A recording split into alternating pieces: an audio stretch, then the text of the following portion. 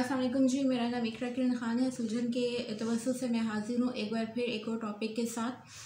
Channel को subscribe करने का बहुत बहुत शुक्रिया, लाइक और शेयर करने का बहुत शुक्रिया, आपकी तजावीज़ का, आपके कमेंट्स का, आपकी आरा का, उससे भी ज़्यादा शुक्रिया। आज जो टॉपिक हम लोग डिस्कस करने जा रहे हैं बहुत ज़्यादा इंपॉर्टेंट है। लोग अक्सर जो है वो इसी टॉपिक के लिए परेशान नज़र आते हैं और वो है जनाब के तल्ख़ माजी की याद को कैसे भुलाया जाए। अब वो चाहे बचपन की तल्ख़ यादें हों, चाहे आपका कोई और पर्सनल रिलेशनशिप के तहत आपकी तल्ख़ यादें हों, तो उनको भुलाने के लिए आप जो है वो कैसे अपने इक़दामात कर सकते हैं, क्या अपने जहन को आप ट्रेन कर सकते हैं ऐसी सूरत हाल में, ये आज हम जानने की कोशिश करेंगे। तो जनाब तल्ख़ माजी को भुलाना क्यों ज़रूरी होता है? क्योंकि तल्ख़ माजी हमारी ज़िंदगी में एक एक्सेसिव बैगेज की तरह होता है जिसको भुला कर ही हम आगे बढ़ सकते हैं। और जब आपकी मंजिल दूर हो और आपके इरादे जो है वो बुलंद हो, तो तब इस किस्म के बैगेजेस को, इस किस्म के कचरे को छोड़ कर जाना ही हिकमत अमली होती है और दानाई होती है। हम में से बहुत से लोग जो हैं वो लॉजिकल रहते हैं, प्रैक्टिकल चीज़ों को पसंद करते हैं और मैच्योर होने के दावे भी करते हैं सोशल मीडिया के इस दौर में। आजकल स्पॉट लोग जो है वो जल्दी हो जाते हैं, उनके कोई भी नफ्सियाती जो है वो प्रॉब्लम्स हों या कोई भी जो है वो किसी भी ज़िंदगी में अगर अपनी ज़िंदगी में अगर वो किसी हार्ड फेस से गुज़र रहे हैं तो वो भी फ़ौरन जो है वो स्पॉट हो जाते हैं, क्योंकि सोशल मीडिया पे हमारी जो अंदरूनी कैफ़ियत होती हैं उनका इजहार जो है वो कंटेंट राइटिंग के सूरत में जो है वो हो जाता है। आप कमेंट्स करते हैं, लिखते हैं, उन सब से जो है वो आपकी जो अंदरूनी कैफ़ियत होती है उसका इजहार बहुत अच्छे तरीके से हो जाता है। तो ऐसे में आपकी पर्सनैलिटी के लिए भी बहुत ज़्यादा ज़रूरी है कि आप अच्छी तरह से हील हुए हुए हों, माजी के साथ आपकी कोई दुश्मनी ना हो, माजी को आपने जो है वो तय कर लिया हो या उसको अपना उससे निमट कर आगे चल रहे हो। तो आज हम इसी चीज़ पर बात करने की कोशिश करेंगे और देखते हैं कि तल्ख़ माजी को आप कैसे जो है वो बेहतर बना सकते हैं, उसकी याद को ख़त्म कर सकते हैं। तो क्या है कि आपने देखा है कि अक्सर लोग हमारे सामने आते हैं और वो बड़े फ़ख्र से बता रहे होते हैं, जनाब मैं जब बचपन में था मैंने होटल में खड़े होकर बर्तन धोए हैं, मेरे पाँव नंगे होते थे, मुझे जो है वो मेरे पास खाने को खाना नहीं होता था, मेरे पेरेंट्स जो है वो कर्ज़ लेकर जो है वो खाना खाने आते थे, या एक वक्त का हमारे पास खाना नहीं होता था। देखिए, भूखा रहना, नंगे पैर, सब लोग जो है कपड़ों में मौजूद हैं, नंगे पैर चलना या लोगों के सामने डिश वॉशिंग करना, प्लेटें रखना, ये बहुत बहुत ज़्यादा अज़ियत आमेज़ होता है।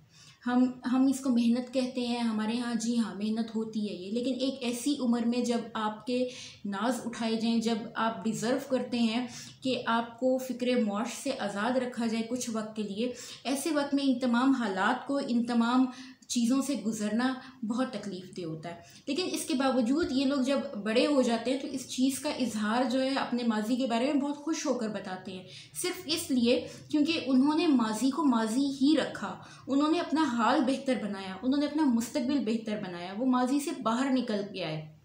जब माजी में वो थे तो उनकी नज़र अपने आने वाले रोशन कल पे थी और ये बहुत ज़रूरी होता है। इवन कि ये भी कहा जाता है कि अगर आपका माजी ख़राब है तो इसमें आपका कोई कसूर नहीं है, लेकिन अगर आपका मुस्तकबिल ख़राब है तो इसमें यकीनन आपकी गलती है और इसमें यकीनन आपका कसूर है।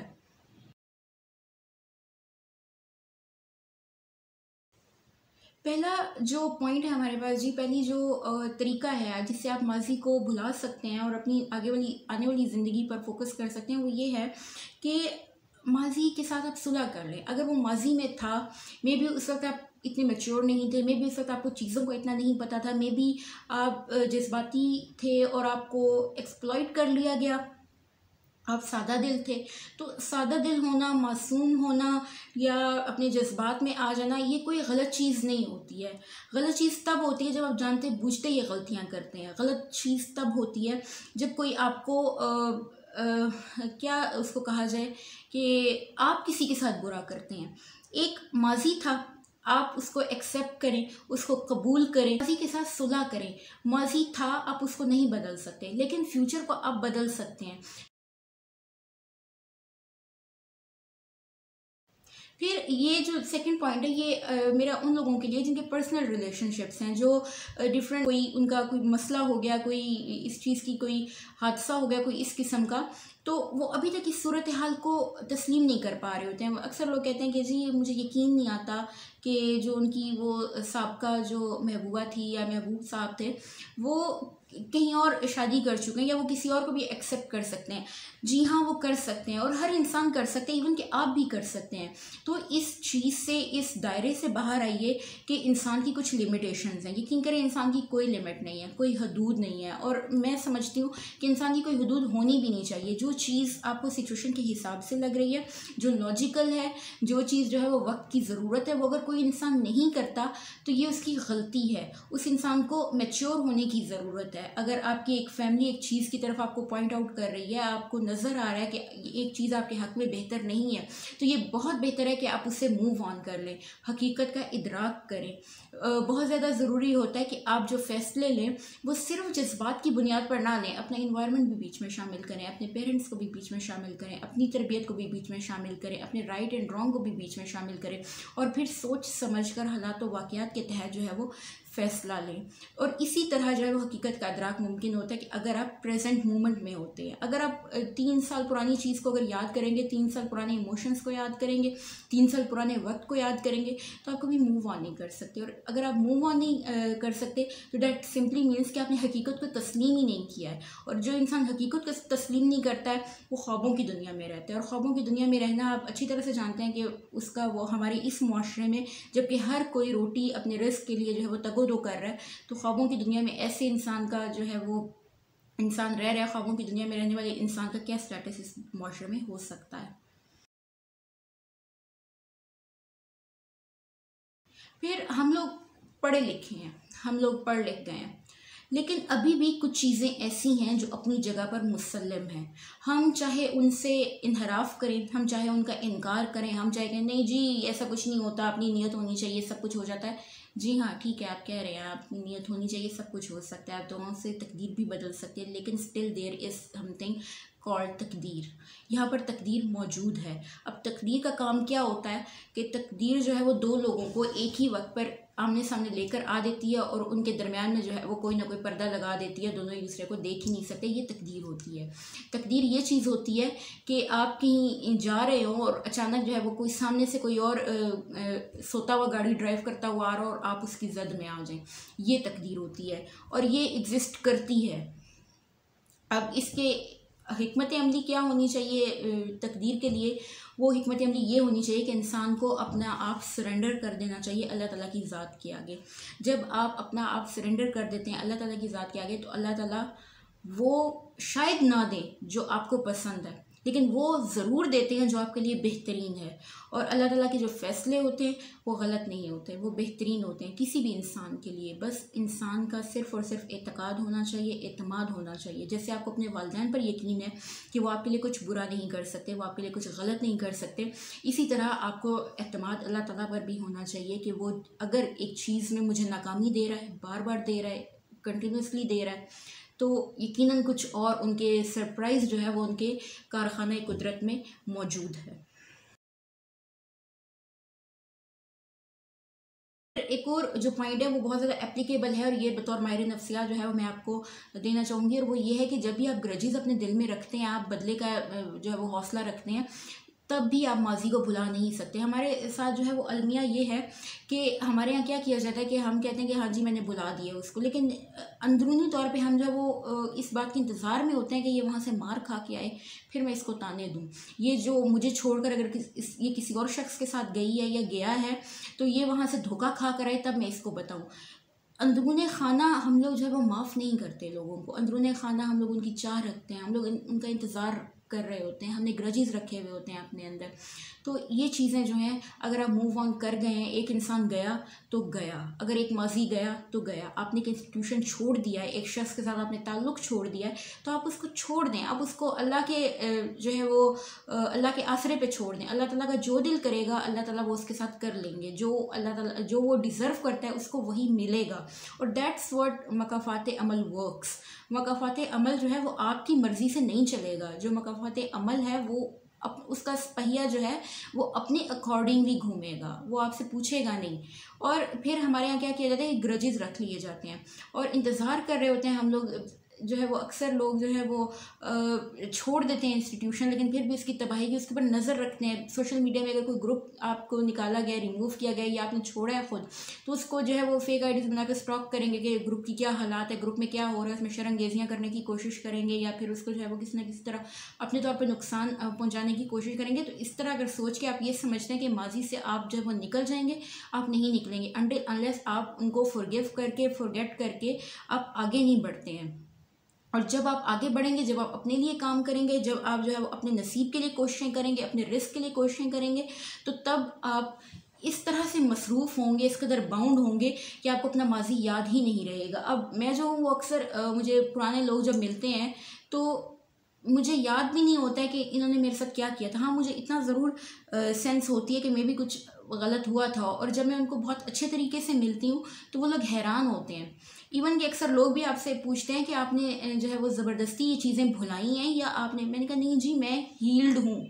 मतलब मैंने अपने आप को इस काबिल बनाया कि अब वो लोग मेरे सामने भी आ जाएं तो मैं कभी उनके हमेशा नेक नसीब के लिए ही दुआ करूँगी, कोई इल विश नहीं करूँगी उनके लिए, कोई भी जो है वो इस किस्म की बद्दुआ नहीं करूँगी, या मैं वेट नहीं करूँगी कि उनका डाउनफॉल आए और मैं जो है वो खुश हूँ। मेरी खुशियाँ मुझसे मंसूब हैं, मेरी ज़ात से मंसूब है, मेरी फैमिली से मंसूब है, मेरी किस्मत से मंसूब है। मेरी खुशियाँ किसी की बर्बादी से, किसी की तबाही से, किसी के डाउनफॉल से मंसूब नहीं हैं। तो ये चीज़ें, इन चीज़ों का इदराक करना बहुत ज़्यादा ज़रूरी है। और जो दिल होते हैं ना, जो साफ़ सुथरे से दिल होते हैं, वो ज़्यादा लंबी ज़िंदगी जीते हैं। जो साफ़ सुथरे से दिल होते हैं वो अल्लाह ताला के करीब भी होते हैं। तो अल्लाह ताला का कुर्ब पाइए, अल्लाह ताला का कुर्ब हासिल करने की कोशिश कीजिए। यही आपकी ज़िंदगी का ख़जाना है, यही आपकी ज़िंदगी का मकसद है।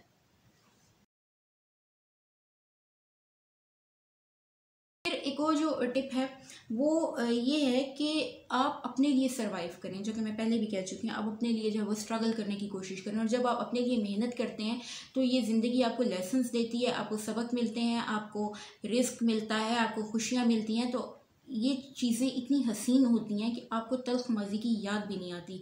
लेकिन शर्त सिर्फ इतनी सी है कि आपने उस लम्हे को जीना है। और उस लम्हे को जीना क्या होता है कि आपको एक एक चीज़ पता हो कि इस लम्हे में मेरे साथ क्या हो रहा है, मेरे जज्बात क्या हैं, मेरी फीलिंग्स क्या हैं। अगर कोई अच्छी पॉजिटिव चीज़ आ रही है तो उस पर हंसना, खिलखिलाना, उसको चेरिश करना, और अगर कोई दुखी चीज़ आपके सामने आ गई तो प्रॉपर तरीके से उसका अफसोस करना। ये होता है उस लम्हे को जीना। और हमारे यहाँ जो है वो लोग उस लम्हे में मौजूद होते हैं, वहाँ उस जगह पर मौजूद होते हैं, लेकिन दूर ख़यालों में कहीं और होते हैं। तो इस चीज़ को भी आप काउंटर करके, इस चीज़ पर वर्कआउट करके आप माज़ी की तल्ख़ यादों को जो है वो भुला सकते हैं।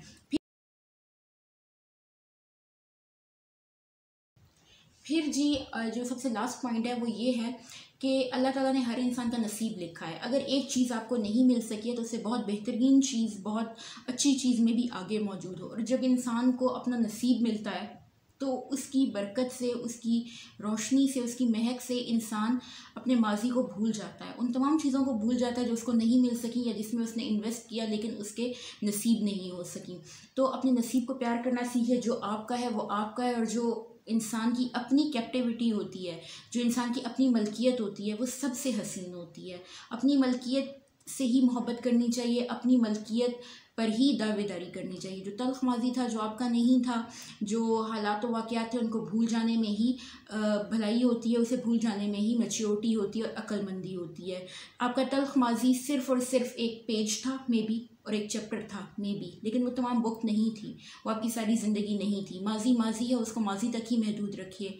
आगे हाल मुस्तक़बिल पड़े हैं, उनको अच्छे से गुजारना और उन पर मेहनत करना आपका फ़र्ज़ है, और यही आपका टास्क है इस दुनिया में। अल्लाह ताला को याद रखिए, अपने फ्यूचर के लिए काम कीजिए, अपने आप को बेहतर से बेहतर बनाने की पूरी कोशिश कीजिए।